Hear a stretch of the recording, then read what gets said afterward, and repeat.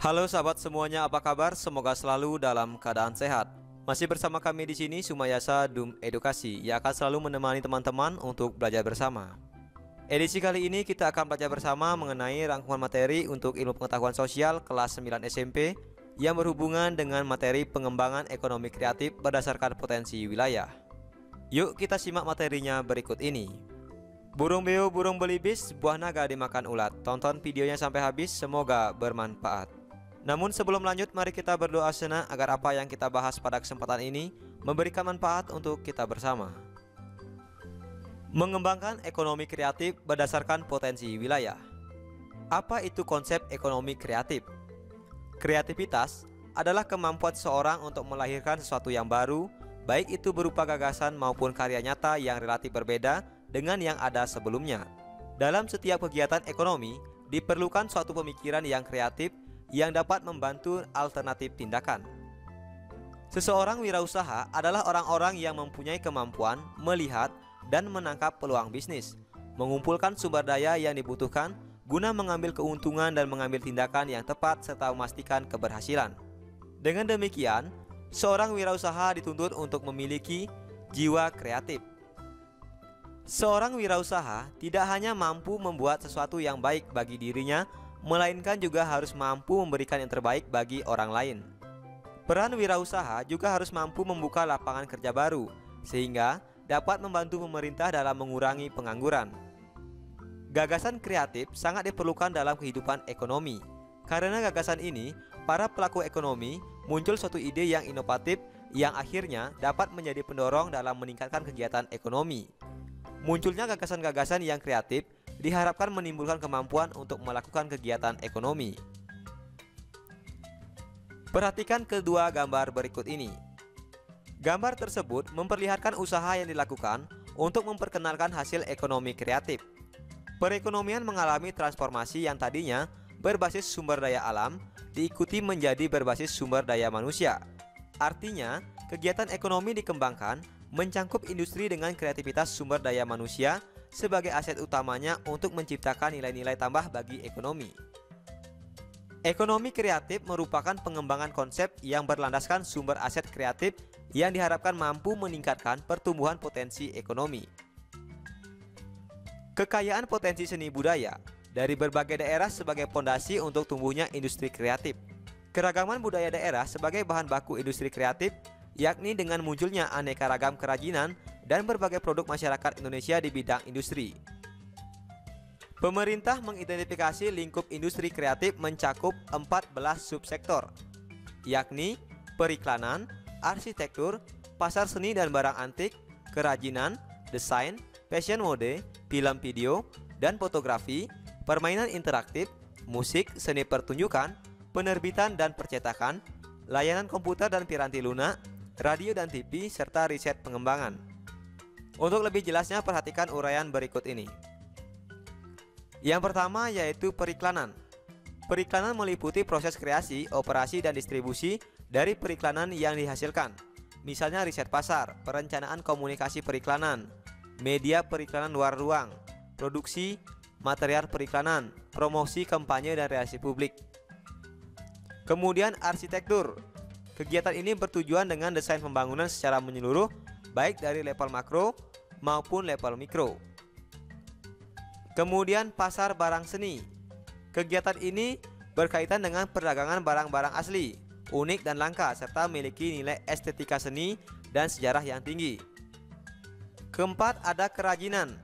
Kegiatan ini berkaitan dengan kreasi, produksi dan distribusi produk yang dibuat dan dihasilkan oleh tenaga pengrajin yang berawal dari desain awal sampai proses penyelesaiannya. Tentunya produk-produk ini bersifat unik. Yang kelima yaitu desain.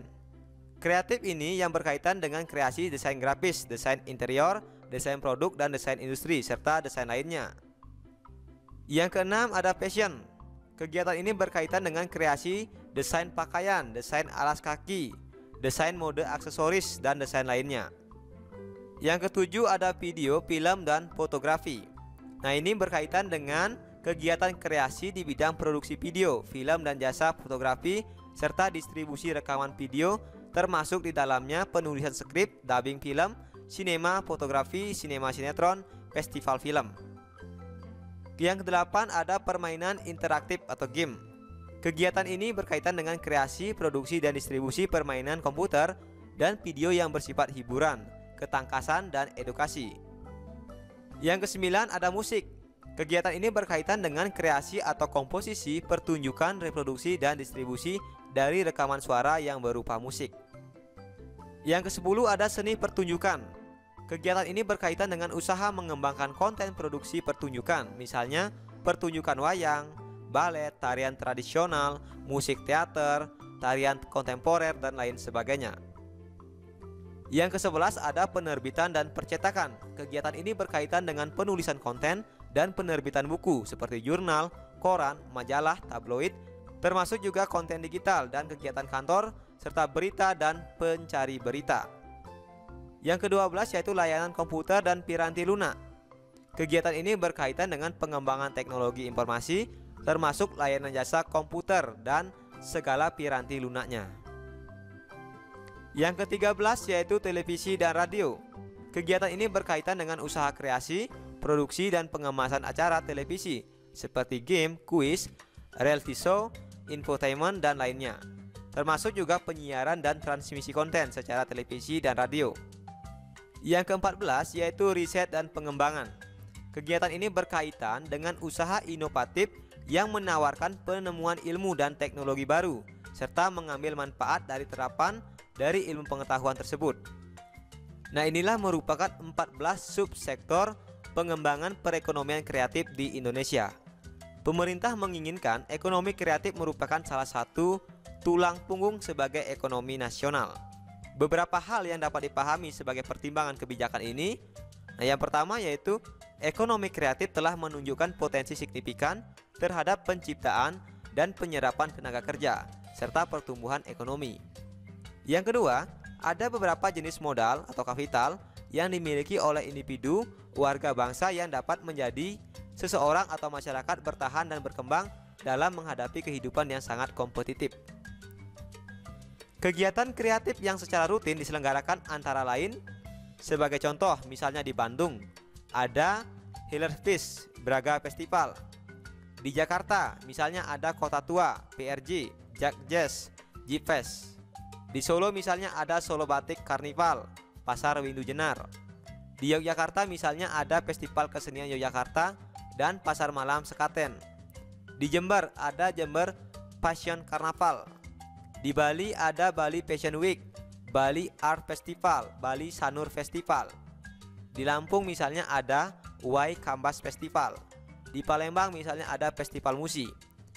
Nah, tentunya setiap daerah di Indonesia selalu berupaya untuk menyelenggarakan festival-festival sebagai salah satu bentuk kegiatan dari ekonomi kreatif.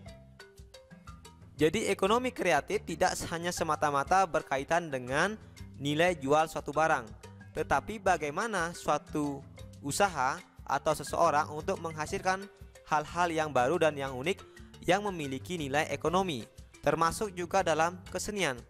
Bagaimana seseorang itu mengembangkan suatu seni dan suatu barang yang unik yang memiliki nilai ekonomi.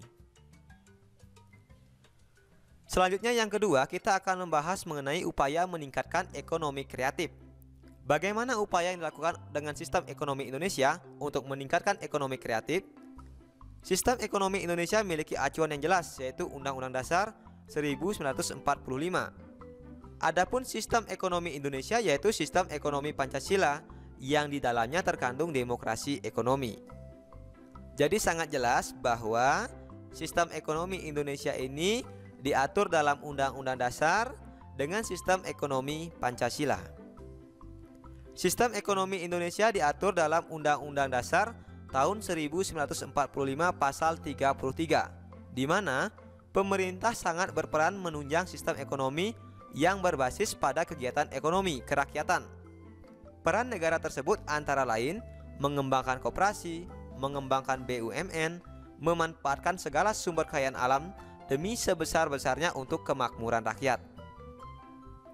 Untuk mengembangkan ekonomi kreatif, pemerintah memiliki strategi dengan melaksanakan pembangunan secara terintegrasi antara masyarakat, swasta, dan pemerintah itu sendiri. Ada beberapa strategi dalam mengembangkan ekonomi kreatif tersebut. Nah, yang pertama yaitu menyiapkan insentif untuk memacu pertumbuhan industri kreatif berbasis budaya.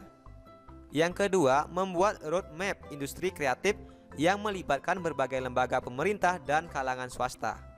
Yang ketiga, membuat program komprehensif untuk menggerakkan industri kreatif melalui pendidikan, mengembangkan sumber daya manusia, desain, mutu, dan pengembangan pasar. Yang keempat, memberikan perlindungan hukum dan insentif bagi karya industri kreatif.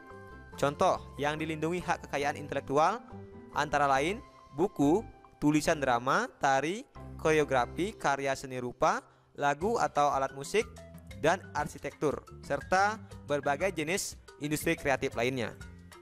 Yang kelima yaitu membentuk Indonesia Creative Council yang menjadi jembatan untuk menyediakan fasilitas bagi para pelaku industri kreatif.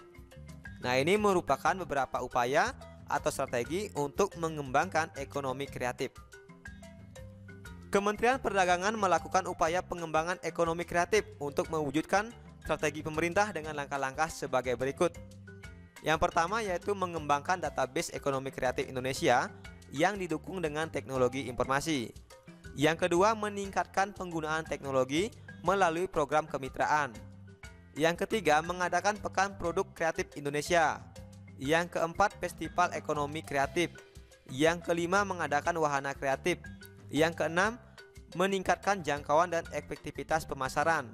Yang ketujuh, melakukan riset ekonomi kreatif dan memfasilitasi serta pemberian insentif yang mendukung inovasi.